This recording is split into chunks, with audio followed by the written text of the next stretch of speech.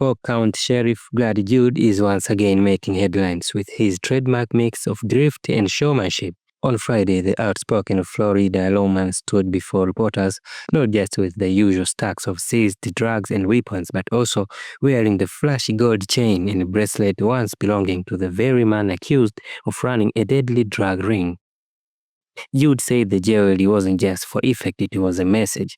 He wanted the public to see how so-called low-level dealers enrich themselves while leaving behind devastated families and lost lives. Holding up the chain, he declared, and I quote, "I got the drip, I got the burden, we got the guns, we got the dope." End of quote. The sheriff was announcing the results of Operation Capital City Crackdown, a year-long investigation that dismantled a trafficking network in battle. Authorities arrested 32 suspects linked to the ring and seized thousands of grams of narcotics with a street value topping $150,000. Alongside the drugs, detectives also found firearms in the possession of convicted felons and $50,000 worth of jewelry, symbols, Judd said, of profits earned school pain and crime. At the center of the operation, investigators pointed to 29-year-old Nathaniel Nate Donald, a repeat offender they believe was leading the organization. Judd described Donald as profiting from sales that directly caused the tragedy. He told the story of 65-year-old Irene Anderson, who bought cocaine from the group on Saturday night last year. Just hours later, as she was heading to church, Anderson collapsed and died from an overdose.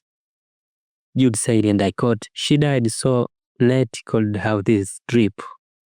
This isn't just about drugs, it's about life stolen from someone else's lifestyle." End of quote. Detectives say Donald wasn't alone. Brian B. Murray, fresh out of prison in 2021 for illegal cocaine trafficking, was another central figure.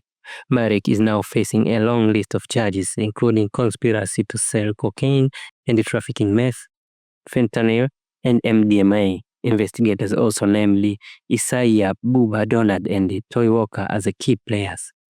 Walker, according to prosecutors, was the one who sold Anderson the cocaine that caused her death. He has since been indicted for first-degree murder. The scope of the case underlined what you'd call the might of nonviolent drug crime. Wiretap, search warrants, and undercover buys revealed an operation laced with weapons, deadly substance, and hardened offenders. Combined, the suspects had criminal records adding up to more than 550 felonies and nearly 400 misdemeanors. Many were already out on probation or awaiting trial for other charges when detectives closed in. Judd was blunt about what he believes the justice system must do: keep dealers locked up. He said, and I quote, "They are menace to society. When they are out, they reoffend and people die. Anyone who tells you narcotics is low level or harmless is living in a fantasy." End of quote.